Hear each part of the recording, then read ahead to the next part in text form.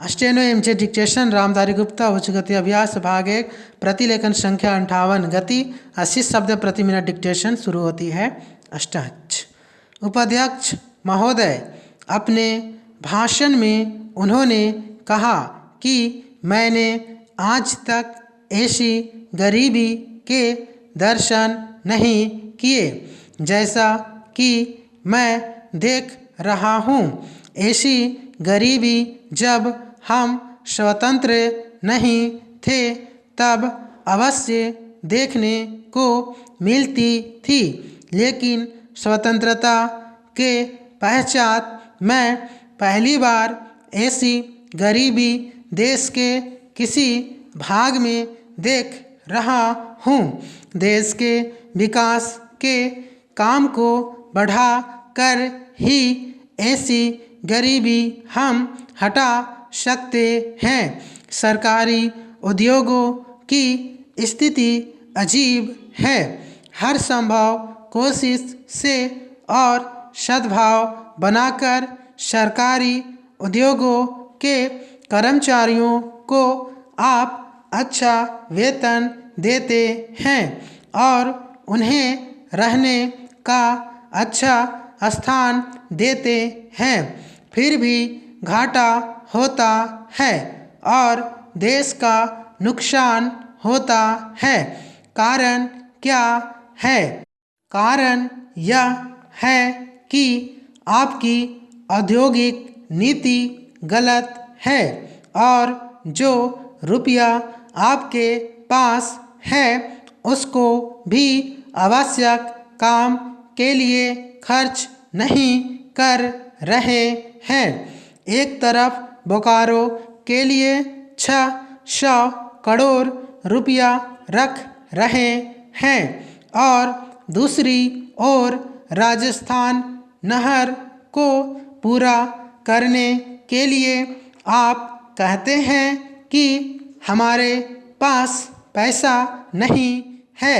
एक और महाराष्ट्र के अंदर आप नई चीनी मिलें खोल रहे हैं और दूसरी ओर उत्तर प्रदेश और बिहार के अंदर कारखाने बंद हो रहे हैं या जो उनकी क्षमता है उस पर पूरे तौर पर काम नहीं कर रहे हैं।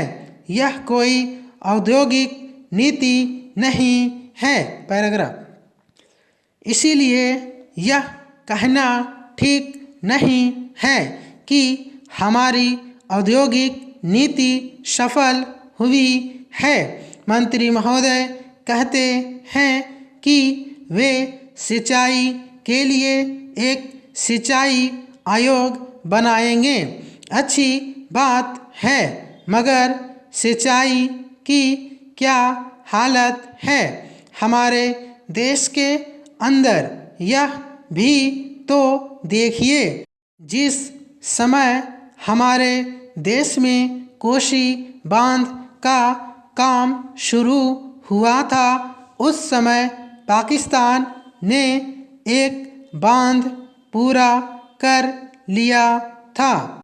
वहाँ उससे सिंचाई हो रही है और हमारे यहाँ इसका काम आधा भी नहीं हुआ है। राजस्थान नहर शुरू हुए कितने वर्ष हो गए हैं, परंतु अभी भी वह बनी नहीं।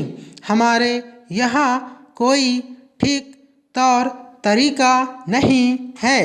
मंत्रियों और सांसदों के मकानों के लिए करोड़ों रुपये निकल सकते हैं, मगर देश के उद्योग के लिए, देश के किसान और मजदूर के लिए जो रुपया चाहिए वह नहीं मिल सकता।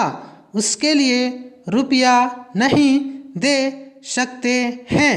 यह कोई उद्योग नीति नहीं है। यह एक खिलवाड़ किया जा रहा है। मैं कल सदन को बतला रहा था कि कुछ सड़कें विश्व बैंक की सहायता से बनने वाली थी। समाप्त। Thank you.